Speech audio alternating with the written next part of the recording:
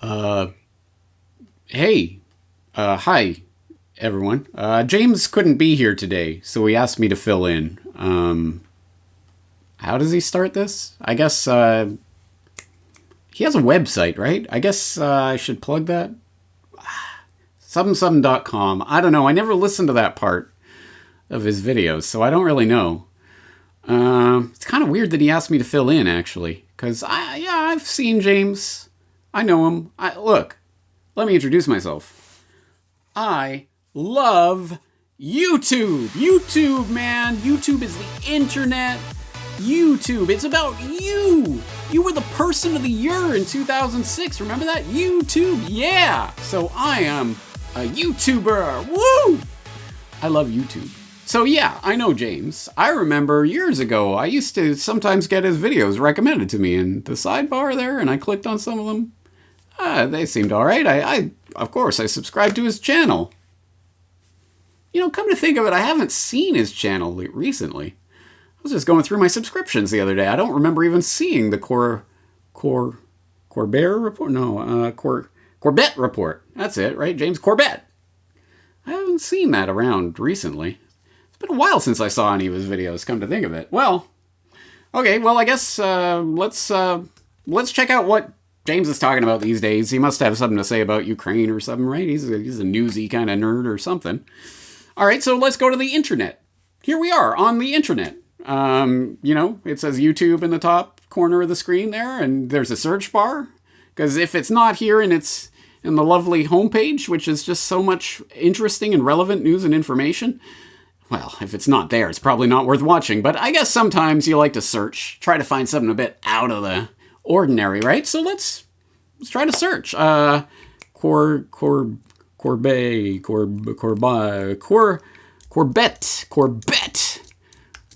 report, right? That was it. I'm pretty sure that's it. There you go. See? You go to the internet, you type Corbett report into that YouTube search bar, and there it is. All right, so let's see what he's up to these days. Yeah, there you go. There's his channel, and there's the logo, and 14,000 subscribers, 26 videos. That doesn't sound right. I think the last time I checked, like a year ago, was like 596,000 subscribers and over 1,300 videos. But I don't know, who's counting? Well, that's weird. And I was subscribed, but I'm not subscribed anymore. It's weird. And well, all right. Well, let's check it out. Whoa! What the? Wow, James, what are you doing, man? That's a horrible graphic design for your YouTube banner. You should put more care into that. It's almost like you just took this tiny little logo and squished it into that giant YouTube banner frame. Whoever your graphic designer is should be fired. What was that guy's name? Brock? Spelled with a K, right? Yeah, I think so. Anyway, okay, well, let's find out about. Let's click the about. Okay, so description, the Corbett Report, independent listener supported alternative news source. It operates on the principle of open source intelligence. Yeah. I'm pretty sure I read this before. This is the Corbett Report, yeah. Joined July 2021.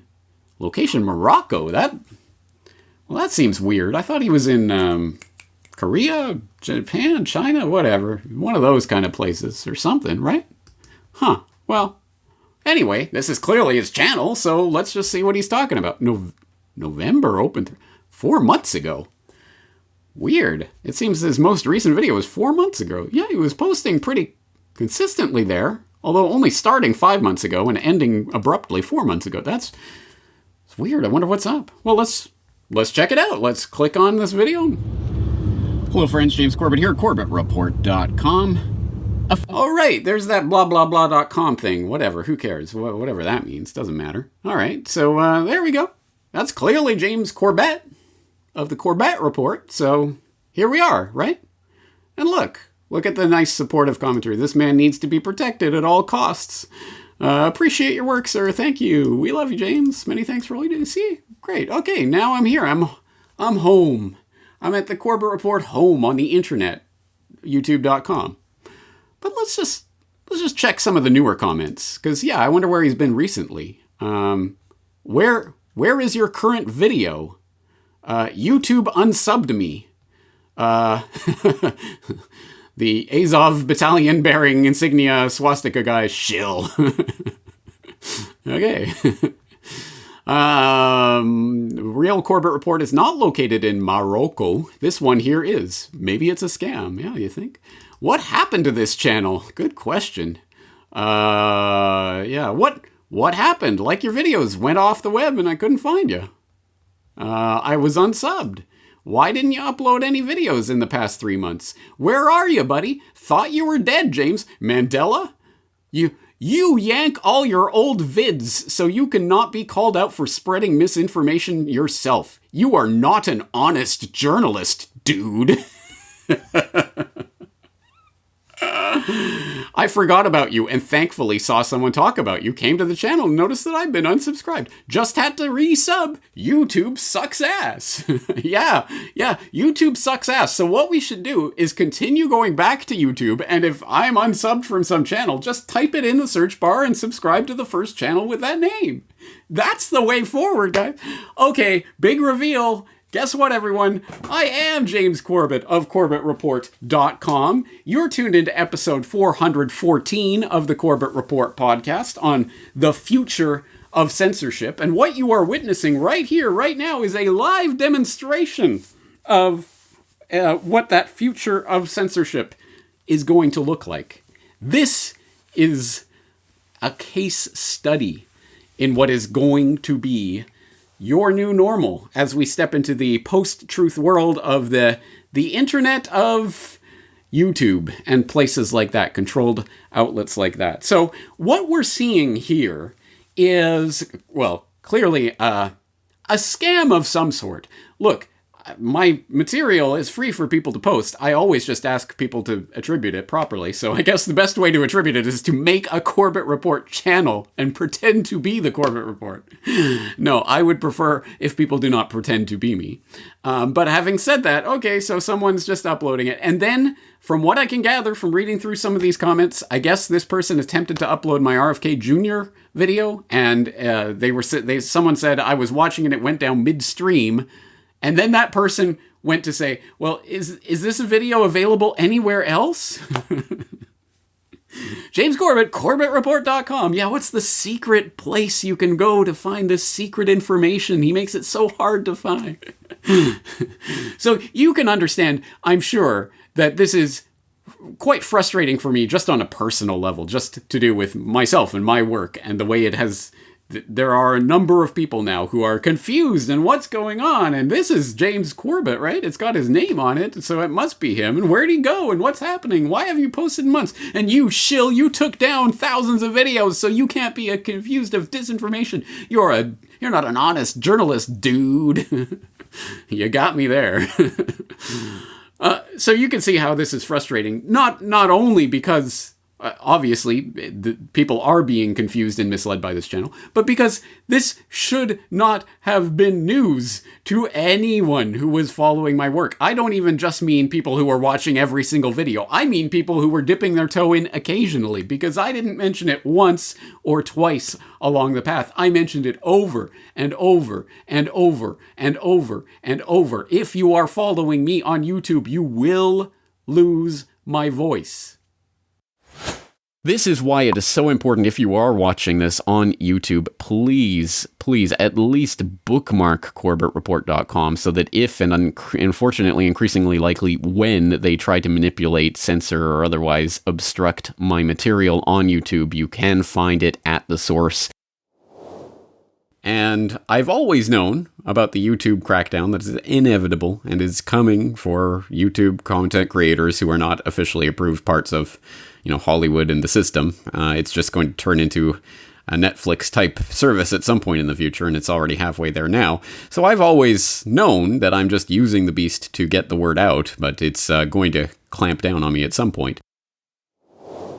This is becoming a monthly statement for me. Probably it'll be a weekly statement soon, maybe a daily statement. But if you are only getting your information from YouTube, ThemTube, then you are going to lose the Corbett Report and other alternative media in the future. It is already happening.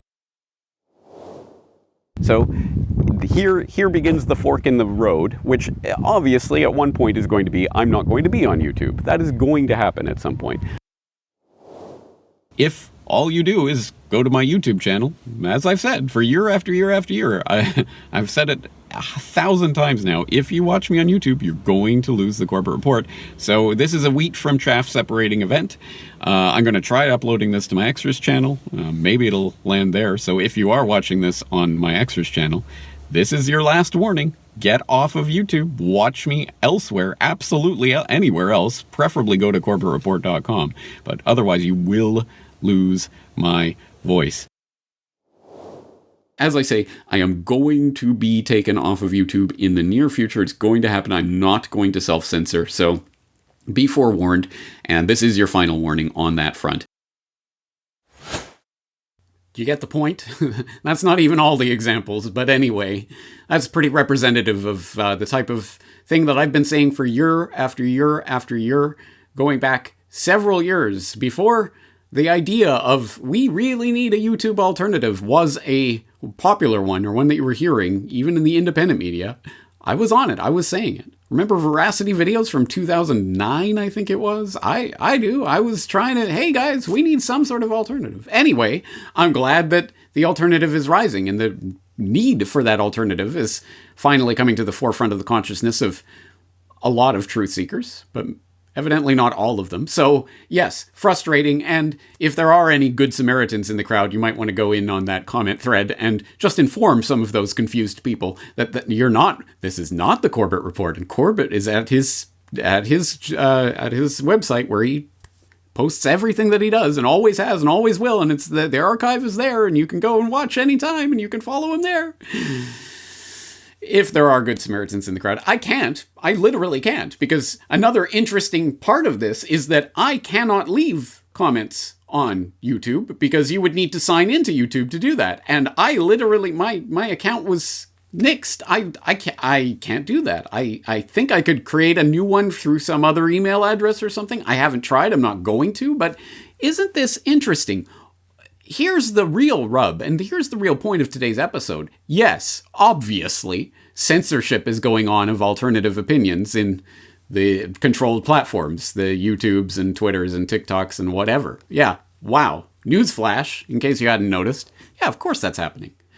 But actually, this is much more insidious than just outright banning someone off of social media.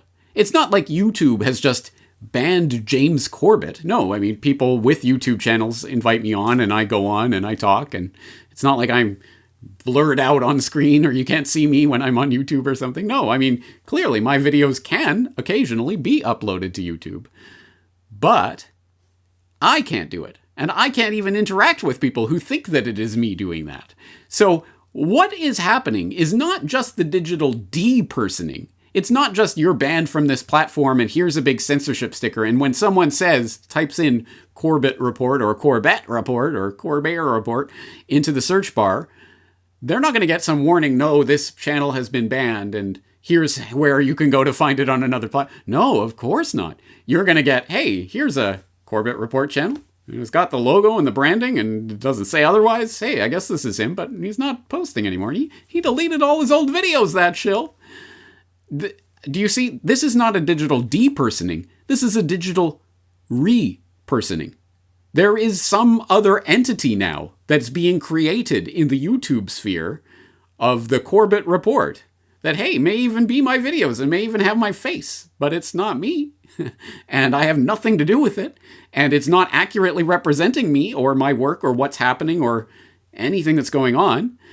So in this case, I like to think it's pretty easy to figure out if you do your due diligence and, hey, what's that CorbettReport.com that he mentions in every single video he's ever done? Maybe I should go there once just to see if maybe there's newer information than what's being posted here. I think it's pretty straightforward in this case, but it might not be so straightforward going into the brave new world future that we're goose-stepping into. So this actually brings to light something that I was really trying to ring the alarm bell about years ago. So as is so often the case these days, if there is something that's really important that's happening in the world, go to the Corbett Report archives and I will have a video on that topic. So let's go back to 2019. Remember the heady halcyon days of 2019 when we were all just out and about doing our things, living life without masks and vaccine mandates and whatever else hanging over our heads. Remember that? Well, I do, and this is what I was talking about in the summer of 2019. Hello friends, James Corbett here, CorbettReport.com, and friends, we need to talk, because I do find it somewhat frustrating that every time I bring up the topic of search engine blacklisting or search engine algorithm manipulation, the commentary that I receive, the feedback that I receive on that analysis is invariably some variation of, oh, but I found that if I type in Century of Enslavement, History of the Federal Reserve by James Corbett, in quotation marks, into the YouTube search engine, then it'll be the 57th result, and it'll be, a copy of your documentary on someone else's channel, but I can find it. And that's well and good. And I should stress that there is an importance to people being able to figure out how to find a piece of information that they know is out there, that they are specifically looking for, as the search engines become more and more manipulated, and it becomes more and more difficult to find verboten thought crime content online. That will be an important skill. But it misses the bigger picture. It misses the real point of search engine algorithms and manipulation and where we are heading with all of this, because newsflash, we tend to think of searching in the terms of what we do today, the way that we interact with computers as they exist now, which may even mean just you sitting down at a desktop computer and physically typing in search terms and scrolling through results and choosing the result that you want, or deciding, oh wait, I better add this keyword so that I get a more refined result, or whatever it is. A process that you are actively engaged in and giving feedback to and manipulating yourself in order to find the right thing that you're looking for. Which, by the way, why are you looking for a specific piece of information? It's probably because you already know that it exists out there. What if you don't know that it exists out there? What if you are a newbie, a neophyte, and you hear people talking about the Federal Reserve and you're just typing Federal Reserve into a search engine? How would you even know to refine that result in this way or that in order to achieve a certain result? And that's the way that we interact with computers today, sitting down at a desktop or maybe scrolling through a Fondle slab and doing a similar process. But as I say, newsflash, that is not the way you are going to be interacting with computers a decade from now, let alone 2 or 3 decades down the line. Everything that the big tech giants are doing is preparing us for a state in which we will not be actively inputting information via keystrokes into a device. These devices are going to be more and more unobtrusive. They're going to become wearables and hearables and other things that are attached to us in one way or another. Eventually it will be embedded directly into us, but in the meantime there will be some version of that where we are allowed to have these devices that do our thinking for us. Alexa and Siri and whatever Google's assistant is, and all of these are just the beginnings, the tiptoeing into that totalitarian minefield of the future, where we do not have control over our devices to the same extent that we do right now. And we are being prepared for that future. A future in which we are not sitting there typing search terms in and selecting something from a feed of results. We are being delivered an answer, a singular answer from the search engine, which by that point will have enough data on us and have enough AI algorithms programmed into it that it thinks it knows what information we want, or at the very least it will tell us what information we should be wanting, and it will give us precisely one search result. You think I'm joking about this? No, this is Google's admitted, on the record, stated intention for the future of search, where receiving multiple different search results that you can scroll through and select from is not a feature, but a bug. And what my question is leading to is, help us understand, where's the future of search going? Well, when you use Google, do you get more than one answer? Of course you do. Yeah, of course. Well, that's a bug. Yeah. We have more bugs per second in the world. Because we should be able to give you the right answer just once. We should know what you meant. You should look for information. We should give it exactly right. And we should give it to you in your language. And we should never be wrong. Yes, that is the future that we're heading into, a future where we do not have control over the search results in any form whatsoever. We will simply be handed answers. And we're starting to see that with devices like Alexa, where you ask a question and it gives you an answer. And that's the future of search. That is why search engine algorithm manipulation is so crucial, so utterly, completely crucial to the future of humanity. I am not overstating things. This really will be the determinant factor in what information exists in the future, let alone what information we can access. And one way to get a handle on that, I'm not sure if you've been following the Google Insider information that the Project Veritas has been putting out recently, but one of the documents that insider leaked shows that Google's end goal for this search engine algorithm manipulation is the programming of humans themselves. Other internal documents expose Google's hopes for ML fairness. Training data are collected and classified.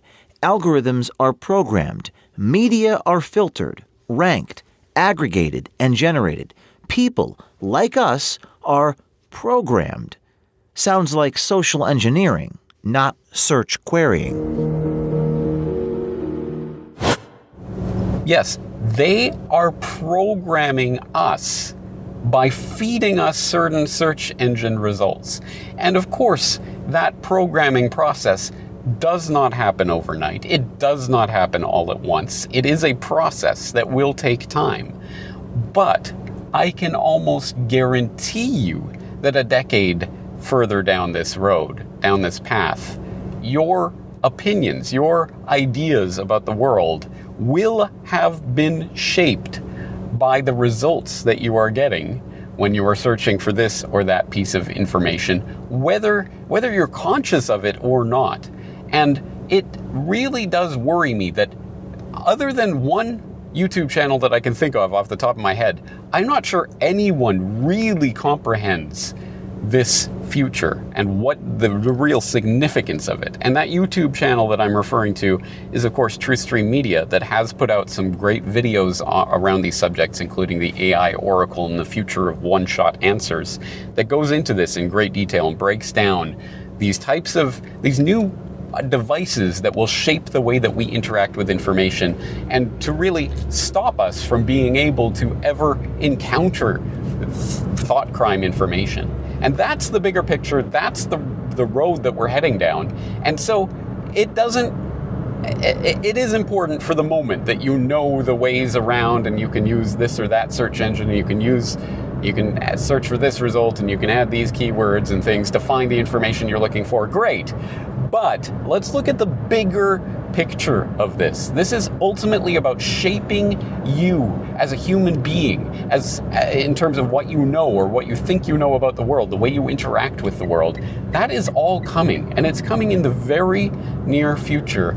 And so few people seem aware of it, even people who are following the independent media and have some grasp of the importance of information and our access to it. I still don't think enough people are aware of this. So please check out the show notes and look at some of the examples that we've talked about here today, and some of the other things that I'll throw in there around this topic, including my Film Literature in the New World Order podcast from several years ago on the Library of Babel. Extremely important information. Extremely important. It could not be more central to the future of our ability to interact with wrong-think information at all. Because the crackdown is not simply a censorship at the level of we'll take your website offline or we'll take your YouTube channel down. No, they will make it so this information literally cannot be found, and eventually this information literally will not be able to be thought. That is the bigger picture of this, and I hope that more people will start to pick up on this. Anyway, that's going to do it for today. James Corbett, CorbettReport.com. Even for those who did see that video when it came out 3 years ago, I hope it makes maybe a little bit more sense to you now. That what we are facing is not just some sort of outright censorship where there's a big book burning and we know these are the naughty books and you can't read that anymore. In that case, at the very least, you could imagine some Fahrenheit 451 world where you squirrel away some secret copy of a book and you get to keep it and memorize bits of it so that you can remember it for future generations or something. No, it's much, much worse than that. Much, much scarier.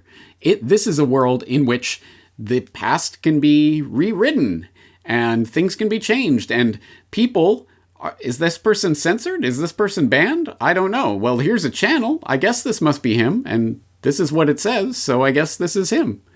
I guess this is James Corbett. Oh, look, I went to YouTube and I typed in Corbett Report. This is the Corbett Report, right?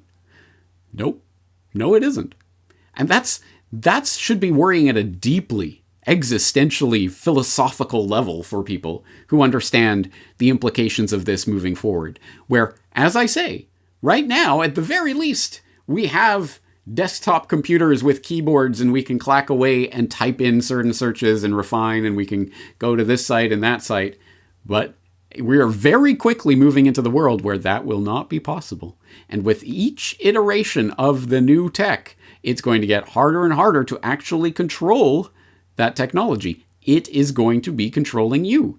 And over a period of time, that technology will start to shape you.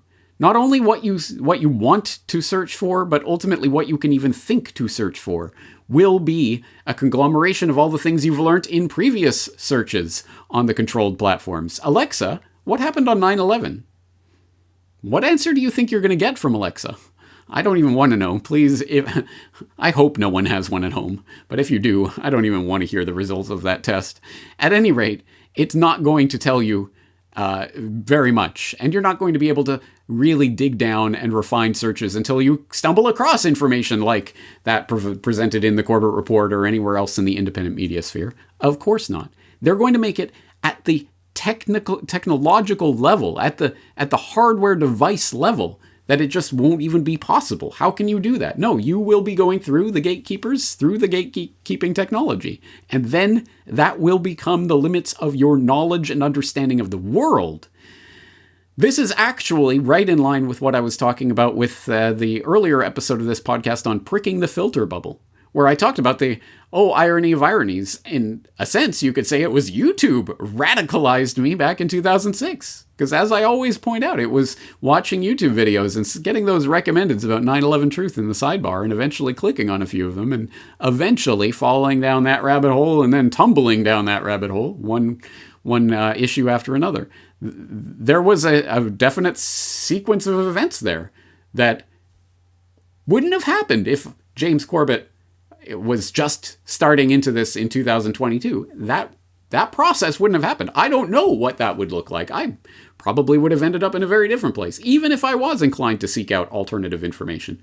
Would it have led me to the type of information that I found in the way that I did? No, of course not. So we are shaped in ways that we but barely understand. And then we are thrust into this world where increasingly, as I say, we are not going to be interacting with our devices. They are going to be just telling us what to do.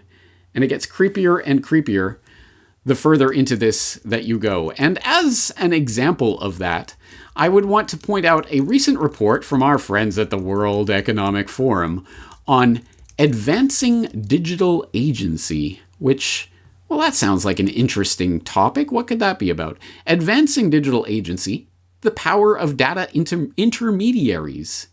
And it says, with the integration of screenless technology into everyday life, the data ecosystem is growing increasingly complicated.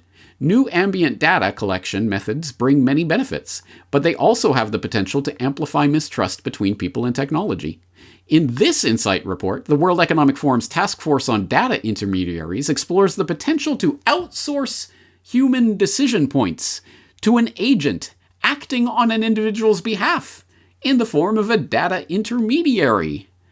The opportunities and risks of such a new approach are explored, representing one of many new policy anchors through and around which individuals may navigate new data ecosystem models. And levers of action for both the public and private sectors are suggested to ensure a future-proof digital policy environment that allows for the seamless and trusted movement of data between people and the technology that serves them. That's right, the technology serves you. Remember that, guys?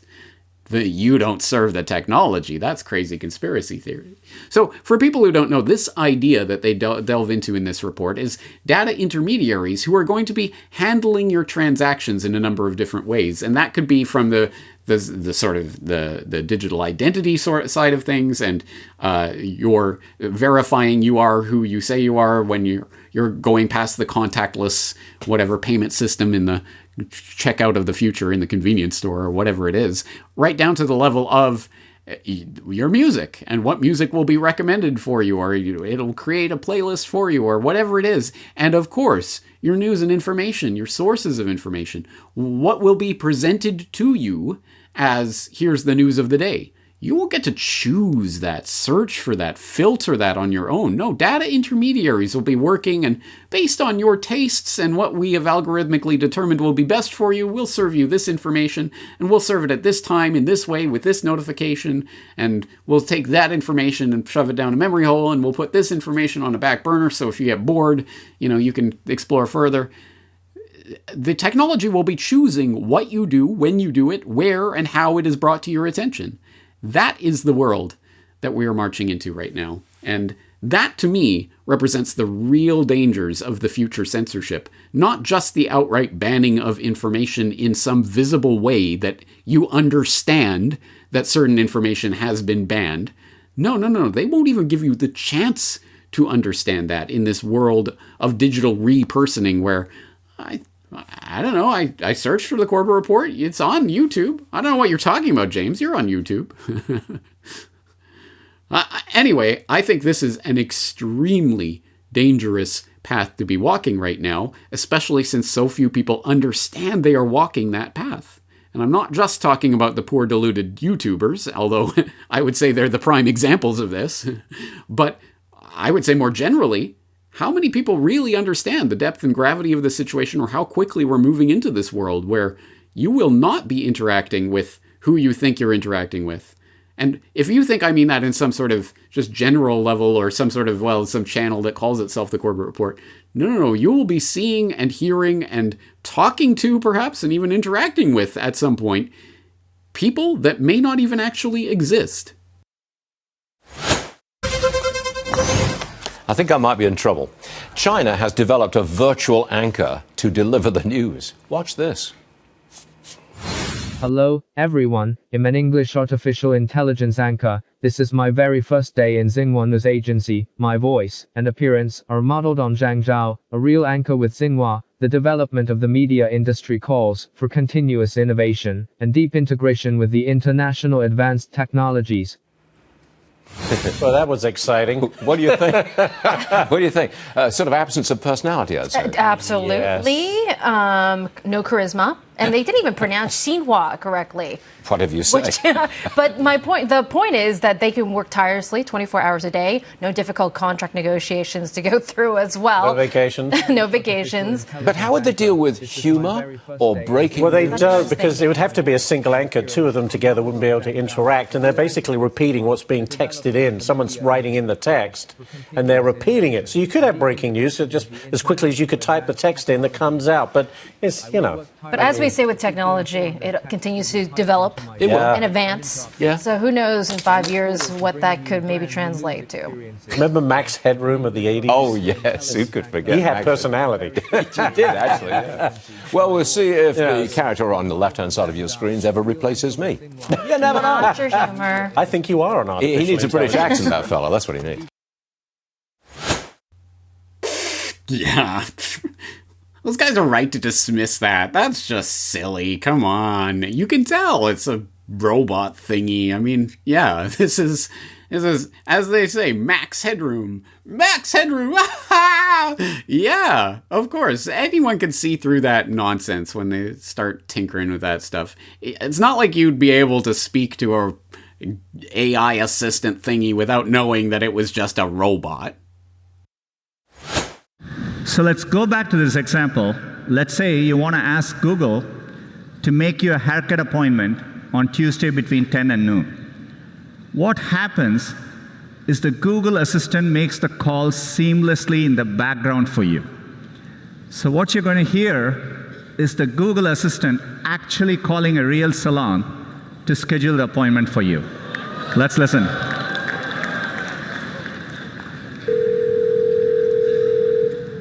How can I help you?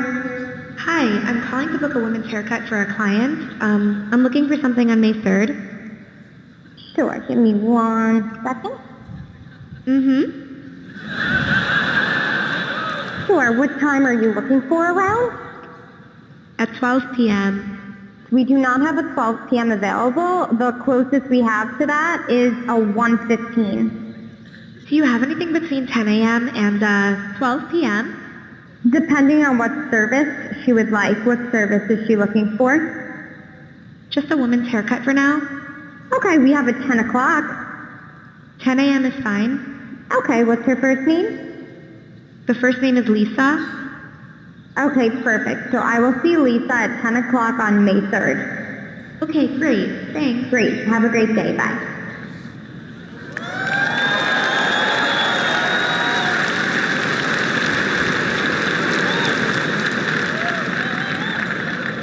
That was a real call you just heard. The amazing thing is the assistant can actually understand the nuances of conversation. We've been working on this technology for many years. It's called Google Duplex. It brings together all our investments over the years in natural language understanding, deep learning, text-to-speech. By the way, when we are done, the assistant can give you a confirmation notification saying your appointment has been taken care of. Let me give you another example. Let's say you want to call a restaurant, but maybe it's a small restaurant which is not easily available to book online. The call actually goes a bit differently than expected. So take a listen.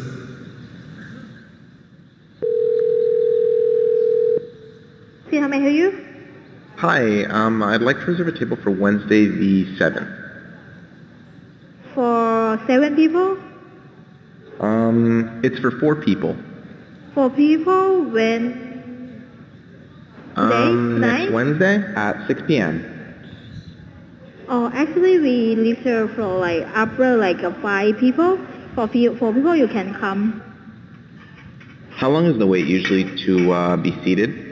For when, tomorrow or weekday or? For next Wednesday, the 7th. Oh no, it's not too busy. You can come for 4 people, okay? Oh, I gotcha. Thanks. Yep. Bye-bye.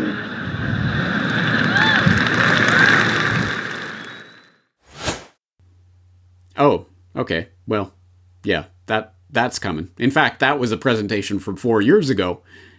Just what they're publicly announcing to the public. Oh, this is the technology that we've got. It's just a voice thing. It can just make phone calls. That's all. Don't worry about it, guys.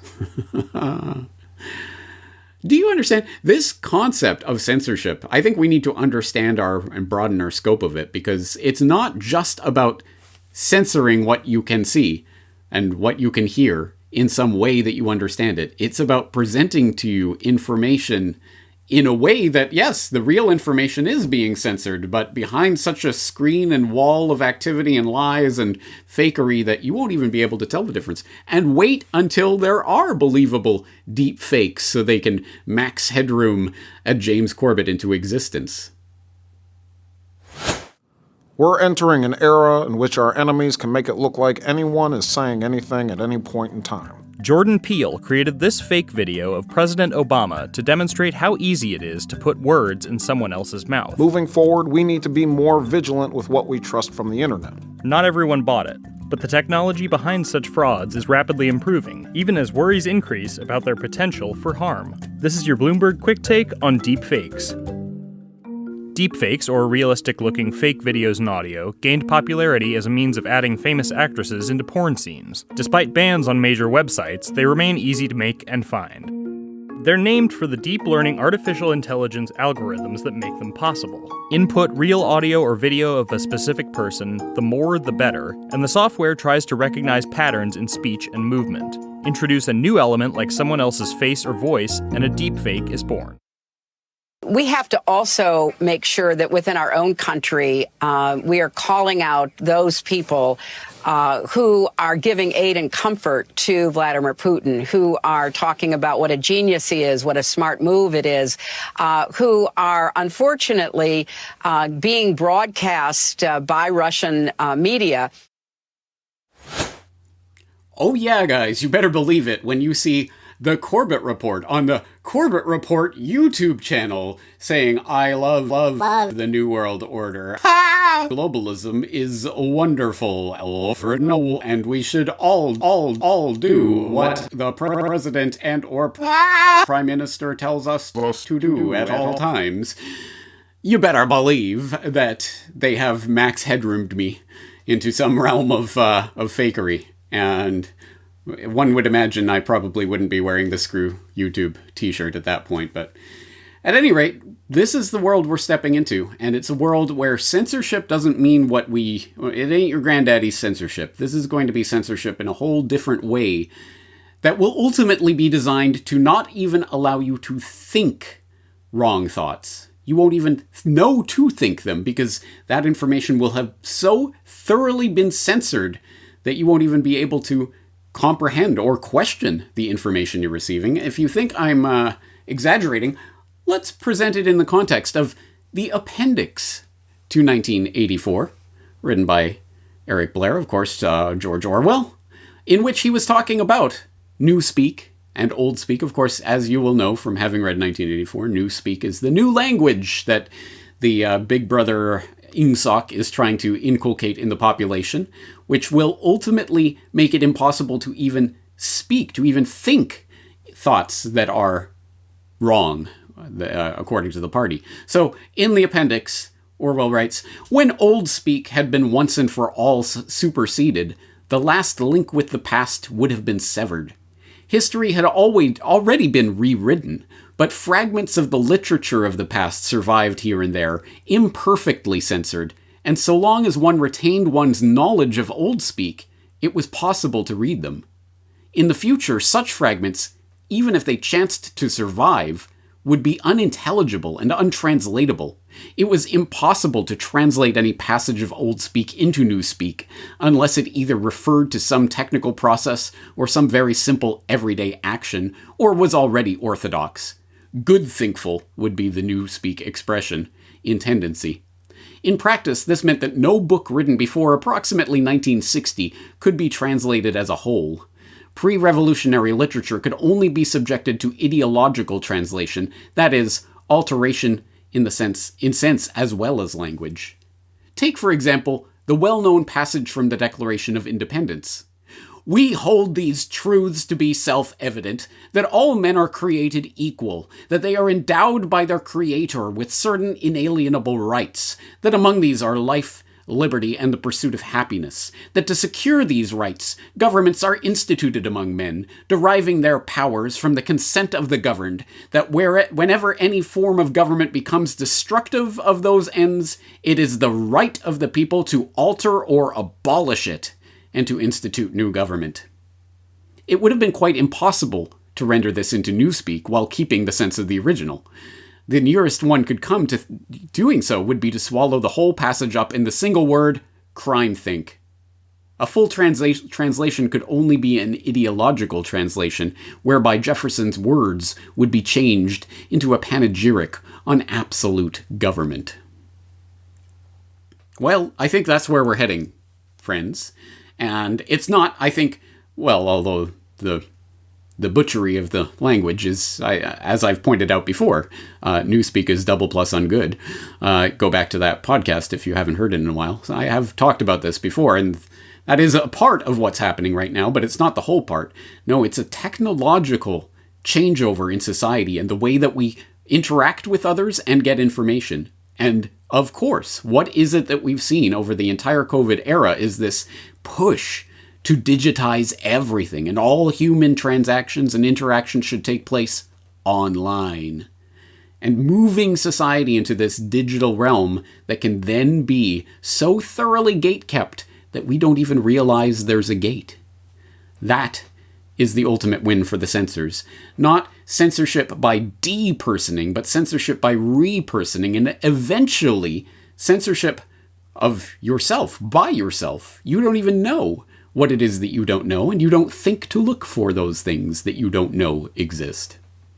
This gets really, really deep when you start to really contemplate it. So, I guess long story short, from my cold, dead hands will you pry my means of production, to use the old commie phrase. Of course, yeah, my means of production is this desktop computer that I can still type into and I can still interact with and I can tell it what to do. But you start taking the wearables and the hearables and it's so much more convenient. And hey, this will monitor my heart rate as I sleep. And hey, why don't we just put it directly into my forehead or my hand? It'll be so much more simple when all of my digital life is just embedded in my body.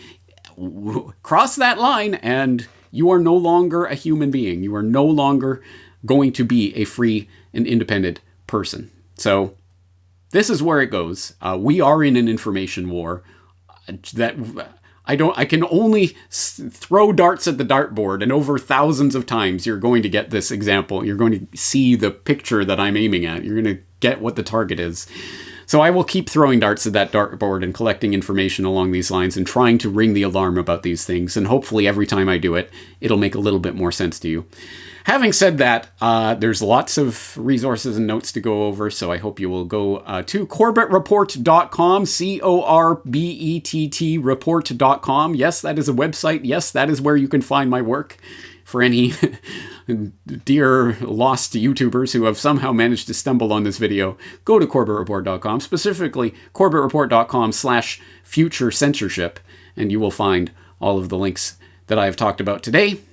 But that's going to do it for this edition of Corbett Report. I hope you will be here at corbettreport.com to join me again in the near future. So we are putting up a fight. We are putting up resistance. And I do not want people to start thinking, oh, well, the establishment is going to crack down and there's nothing we can do. They want you to believe that we are weak, that we can easily be defeated. But even if we are weak compared to the establishment propaganda matrix, when will we be stronger? At what point? Next week? Next year? At the point at which they have a mini true officer stationed in every Facebook feed? The war is actually begun. Why stand we here idle? What is it that gentlemen wish? What would they have?